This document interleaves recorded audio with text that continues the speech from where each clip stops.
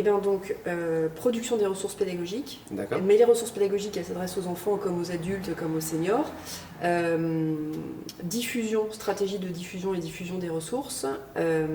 Intervention dans les classes, là, par exemple là sur un podcast. Donc intervention, sensibilisation. Et puis, bah oui, voilà, c'est ça mon travail en fait.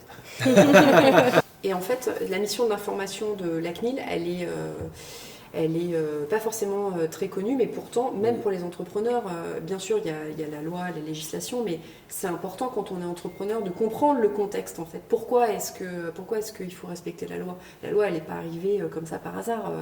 Elle est là parce que c'est lié à l'histoire de la France, à l'histoire mondiale, c'est lié aux enjeux de citoyenneté, de liberté en fait des citoyens. La loi, elle est là pour protéger les libertés des citoyens. Et les entrepreneurs ont une responsabilité légale, mais morale aussi. Quand ils collectent des données personnelles, ils ont une responsabilité de faire en sorte qu'elles ne vont pas partir dans la nature et qu'elles ne vont pas servir des intérêts malveillants. C'est pas un petit sujet en réalité. On vient de créer un service de sensibilisation des publics qui n'existait pas avant, en effet. Qui est dans la direction des relations avec les publics, puisque dans cette direction, on est la porte d'entrée de la CNIL, c'est-à-dire que les gens nous appellent tous les jours, donc on a une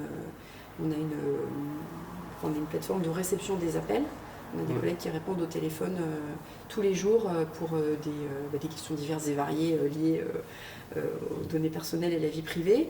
On récupère aussi les courriers, les demandes écrites. Donc on est la porte d'entrée et nous, sur le service sensibilisation, on va vers les publics. On est en fait le dernier kilomètre finalement qui va transmettre la doctrine aux différents publics. À la CNIL, on est 290 et les 2/3 de l'effectif sont sur la conformité. Plus des 2/3 de l'effectif sont sur la conformité. Donc la mission régalienne, elle reste la mission liée à la conformité, au traitement des plaintes et au contrôle. Mais nous, notre direction, elle a un vrai enjeu de parler avec les publics.